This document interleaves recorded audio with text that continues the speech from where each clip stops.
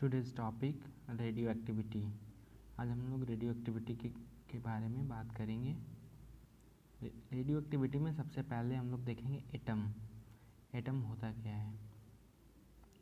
तो जैसा पता है एटम के अंदर न्यूक्लियस होता है। जो न्यूक्लियस होता है उसमें प्रोटॉन और न्यूट्रॉन होते हैं, और एटम जो न्यूक्लियस होता है उसके सराउंडिंग में ऑर्बिटिंग इलेक्ट्रॉन्स होते हैं। तो एक एटम के अंदर दिखाया जा रहा है एक न्यूक्लियस है और ये इलेक्ट्रॉन्स हैं। तो एटम का जो स्ट्रक्चर होता है, प्रोटॉन को P से डिनोट करते हैं, न्यूट्रॉन को N से डिनोट करते हैं, इलेक्ट्रॉन को E से डिनोट करते हैं। प्रोटॉन जो होता है पॉजिटिव चार्ज होता है, न्यूट्रॉन जो होता है नो चार्ज होता है, और इलेक्ट्रॉन नेगेटिव चार्ज होता है। ये पहले भी पिछली वीडियो में बताया गया था। जैसे यहाँ पे देखा जाए, एक हीलियम है। हीलियम का मास नंबर 4 है और एटॉमिक नंबर 2 है। तो मास नंबर होता है number of proton plus number of neutron. Neutron और प्रोटॉन का नंबर को मिला के मास नंबर बोलते हैं। हीलियम सिंबल हुआ यहाँ पे, और एटॉमिक नंबर हुआ नंबर ऑफ प्रोटॉन्स, उसमें कितने प्रोटॉन्स हैं। एटॉमिक न्यूक्लियस के कुछ डिफरेंट फॉर्म्स हैं, जैसे आइसोटोप्स। आइसोटोप्स क्या होते हैं? आइसोटोप्स उसको बोलते हैं जिसके पास जिस एलिमेंट के एटम्स के पास सेम नंबर ऑफ प्रोटॉन्स होते हैं और डिफरेंट नंबर ऑफ न्यूट्रॉन्स होते हैं। प्रोटॉन का नंबर सेम होता है बट न्यूट्रॉन का नंबर डिफरेंट होता है। यहाँ पर भी देख सकते हैं प्रोटॉन का नंबर सेम है और न्यूट्रॉन का नंबर डिफरेंट है। 125, 127, 131 डिफरेंट नंबर है, और प्रोटॉन का नंबर सब सेम है। अब देखते हैं आइसोबार्स, जिसमें सेम नंबर ऑफ न्यूक्लियॉन्स होते हैं लेकिन डिफरेंट नंबर होते हैं प्रोटॉन के। न्यूक्लियॉन्स के नंबर सेम होते हैं, प्रोटॉन के नंबर डिफरेंट होते हैं। हम देखते हैं आइसोटोन्स। आइसोटोन्स में होता है न्यूट्रॉन का नंबर सेम होता है लेकिन प्रोटॉन का नंबर डिफरेंट होता है। न्यूट्रॉन्स का नंबर डिफरेंट होता है बट प्रोटॉन का नंबर डिफरेंट होता है। आइसोमर्स जो होता है सेम नंबर ऑफ प्रोटॉन्स होते हैं और सेम नंबर ऑफ न्यूट्रॉन्स भी होते हैं। नंबर ऑफ प्रोटॉन और नंबर ऑफ न्यूट्रॉन्स भी सेम होते हैं, लेकिन जो न्यूक्लियस का जो एनर्जी लेवल होता है वो डिफरेंट होता है। ये आइसोटोप्स, आइसोबार, आइसोमर्स ये इंपॉर्टेंट है, एग्जाम में आते हैं। आइसोटोप्स इसको मास नंबर बोलते हैं। Mass number equal to number of protons plus number of neutrons. Z से डिनोट कर रहे हैं एटॉमिक नंबर को, जिसमें नंबर ऑफ प्रोटॉन्स होते हैं, और एक एलिमेंट सिंबल होगा। ए मास,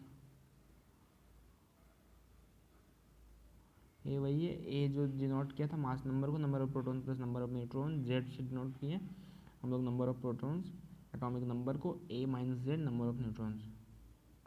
number of neutrons equal to mass number minus atomic number. अब देखते हैं रेडियो एक्टिविटी बोलते हैं किसको। रेडियो एक्टिविटी को 1896 में हेनरी बेक्वेरेल के द्वारा डिस्कवर किया गया था। मतलब उन्होंने ये फिनोमेना दिया था। यह एक स्पॉन्टेनियस प्रोसेस है। इसमें होता क्या है कि एक अनस्टेबल न्यूक्लियाई अनस्टेबल न्यूक्लियस जो होता है अपने अंदर से कुछ हैवी एलिमेंट्स को इमिट करता है और खुद को स्टेबल करता है। जिसमें इमिशन होता है उसमें अल्फ़ा, बीटा और गामा रेज होता है।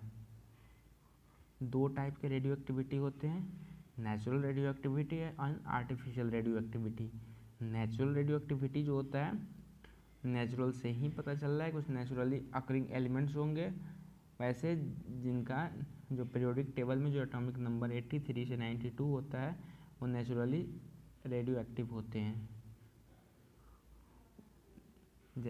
जैसे कि यूरेनियम आते हैं, रेडियम आते हैं, थोरियम आते हैं और भी हैं। आर्टिफिशियल रेडियो एक्टिविटी की हम बात करते हैं तो आर्टिफिशियल या फिर मैनमेड ये नेचुरली फाउंड नहीं होते, यानी इसको ह्यूमन बीइंग के द्वारा क्रिएट किया जाता है। तो इसमें रेडियो एक्टिव, इसमें होता क्या है, रेडियो एक्टिव जो पार्टिकल्स होते हैं, एलिमेंट होते हैं, उसको बम अल्फ़ा बीटा और गामा रेज से बम्बार्ड करवा के इंड्यूस करवाते हैं, तब आर्टिफिशियल तभी ये प्रोड्यूस होता है। इस प्रोसेस में जब हम इंड्यूस करते हैं तो कई सारे हायर एलिमेंट्स होते हैं जो नेचर में अकर्स होते हैं। नेचुरल अकरिंग सोर्सेज में आते हैं रेडॉन, जो कि यूरेनियम एंड थोरियम के डिके से होता है, पोटेशियम 40 जो मिनरल और प्लांट्स में पाए जाते हैं, कार्बन 14 प्लांट्स और एनिमल टिश्यूज में होते हैं, कॉस्मिक रेज मैनेजमेंट में आते हैं, medical use of radioactive isotopes, कुछ consumer products followed from nuclear testing, emissions जो होते हैं न्यूक्लियर पावर प्लांट से जो निकलते हैं फ्यूल्स, उसको रेडियो एक्टिविटी 2 वे में अकर होते हैं, न्यूक्लियर फिजन और न्यूक्लियर फ्यूजन। न्यूक्लियर फिजन का मतलब होता है स्प्लिटिंग मतलब टूटना, और फ्यूज़न का मतलब होता है फ्यूज होना मतलब जुड़ जाना। तो यहाँ पे 2 एलिमेंट टूटेगा और फ्यूज़न में 2 एलिमेंट फ्यूज होगा और फिजन में 2 एलिमेंट टूट जाएगा। न्यूक्लियर फिजन में भी बताया स्प्लिट होता है, एक बड़ा सा न्यूक्लियस स्प्लिट होता है, मतलब बड़ा सा न्यूक्लियस टूटता है सेवरल स्मॉलर न्यूक्लियाई, मतलब छोटे छोटे न्यूक्लियाई में एक न्यूक्लियस टूटता है। और न्यूक्लियर फ्यूजन में होता है 2 लो मासेस के जो न्यूक्लियाई होते हैं वो फ्यूज होते हैं और एक लार्ज मासेस के न्यूक्लियस बनाते हैं। जैसे यहाँ पे अभी वीडियो में शो हो रहा है, ये 2 जो फ्यूज होंगे और एक बड़ा सा न्यूक्लियस बनाएंगे, ये जो बना अभी। प्रॉपर्टीज ऑफ अल्फा रेज क्या होता है?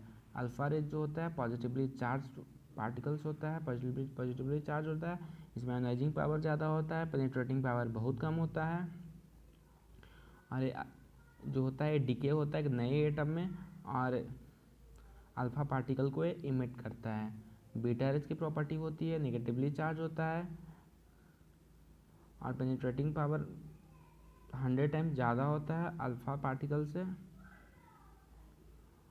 गामा रेज की देखते हैं तो गामा रेज की जो प्रॉपर्टी होती है, ये सबसे ज़्यादा एनर्जेटिक रेडिएशन होता है, इसमें इमिट होता है रेडियो एक्टिव डिसइंटीग्रेशन से, इसका पेनिट्रेशन पावर ज़्यादा होता है, हार्मफुल होता है लिविंग ऑर्गेनिज्म के लिए, फोटोग्राफिक प्लेट है आयनाइजिंग चैम्बर से डिटेक्ट किया जाता है, इसको कोई भी चार्ज नहीं होता है इसमें। इसको हम लोग यूज करते हैं एटम के स्ट्रक्चर को स्टडी करने के लिए, या फिर न्यूक्लियर मेडिसिन या कैंसर थेरेपी में इसको यूज करते हैं। इसका जो वेलोसिटी होता है इक्वल होता है लाइट की वेलोसिटी से।